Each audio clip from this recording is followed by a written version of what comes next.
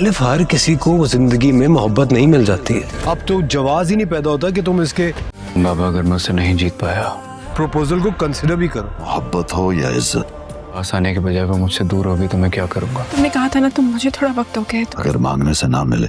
تو اسے چھیننا پڑتا. یا پھر میری جان جائے گی؟ تھوڑا وقت چاہیے سوچنے کے لیے. میں قسمت سے لڑ کے اس کے لیے زندگی جیتوں گا. اب یا تم مجھے ہاں کہو گی.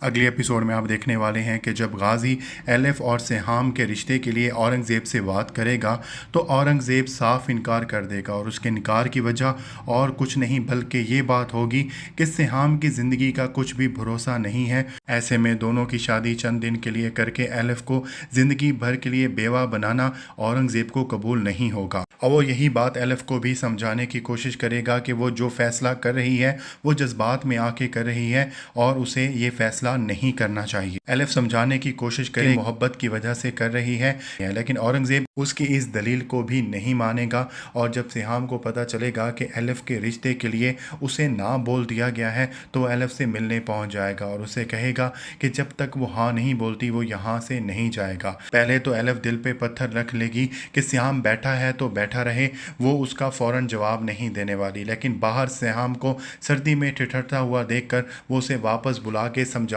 کی کوشش کرے گی، لیکن سہام کو اس کی کوئی بھی بات سننے کے لیے راضی نہیں ہوگا. وہ یہ ماننے کے لیے ہی تیار نہیں ہوگا کہ کچھ دن پہلے اس کے لیے گولی کھانے والی لڑکی اب اس کے ساتھ شادی کرنے کے لیے وقت مانگ رہی ہے. ایلف کی بھی یہاں پر مجبوری ہوگی، وہ سہام کو صحیح بات نہیں بتا سکتی کہ اس کے ساتھ کیا مسئلہ ہے، اور وہ چند دنوں کا مہمان ہے اور نہ ہی اسے شادی کے لیے ہاں بول سکتی ہے. ایلف کے بار بار اصرار کرنے پر سہام اسے چند دن کی مہلت دے دے گا، لیکن یہ چند دن بھی ایلف کے لیے سکون کے نہیں گزرنے والے، کیونکہ غازی ایلف کو پھر ایک مرتبہ مجبور کرنے کی کوشش کرے گا کہ اس سے اور سہام کو شادی فوراً ہی کر لینی چاہیے. لیکن ایلف اسے یہی سمجھانے کی کوشش کرے گی کہ اس وقت سہام کا علاج زیادہ ضروری ہے، اور وہ یہی کہے گا کہ وہ اس کے علاج کے لیے پوری کوششیں کر رہا ہے. اور اسی اثناء میں سہام کو بھی اس بات کا پتہ چلنے والا ہے کہ ایلف اپنے اور سہام کی شادی کے لیے کیوں چند دن کی مہلت مانگ رہی تھی، کیونکہ سہام کی ایک مرتبہ پھر سے طبیعت بہت زیادہ خراب ہو جائے گی،